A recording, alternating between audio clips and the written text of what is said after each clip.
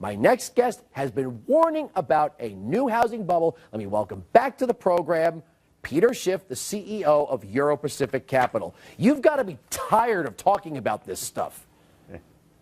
Yeah, well, first of all, there's so many holes in the old bubble that I don't think the Fed is going to succeed in fully inflating it again. But that's what they're trying to do. I mean, they never learned from their mistakes. And as a matter of fact, the federal government is more involved now in the housing market than it was while the last bubble was inflating.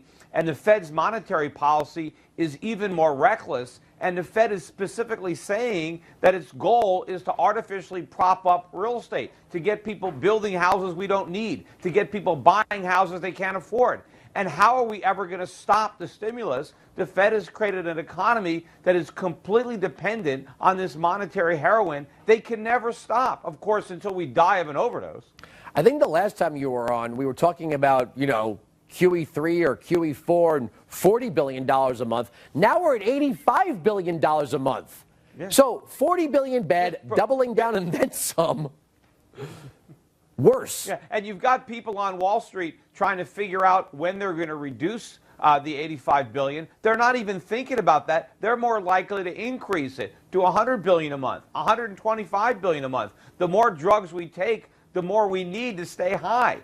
So the Fed's going to keep on doing this. Meanwhile, they're pretending that they're going to stop when they forecast inflation to be 2.5%. They're never going to forecast that because it's already higher than 2.5%, and they don't care. Whatever happened to that whole thing of doing this until the unemployment rate drops below 7% to 6.5, when we're basically at a permanent floor of 7 with no way of reducing the unemployment rate? So that old number of we're gonna do this till the unemployment rate is satisfactory, that kind of went out the window.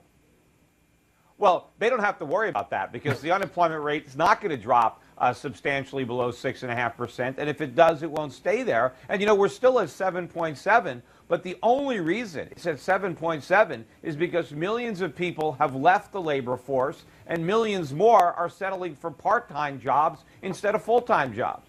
So what do you think in the future? You think we're going to see an interest rate increase? Eventually, we're going to see an interest rate spike. But before that, I think we're going to see a dollar collapse. All right, Peter, thank you so much for stopping by.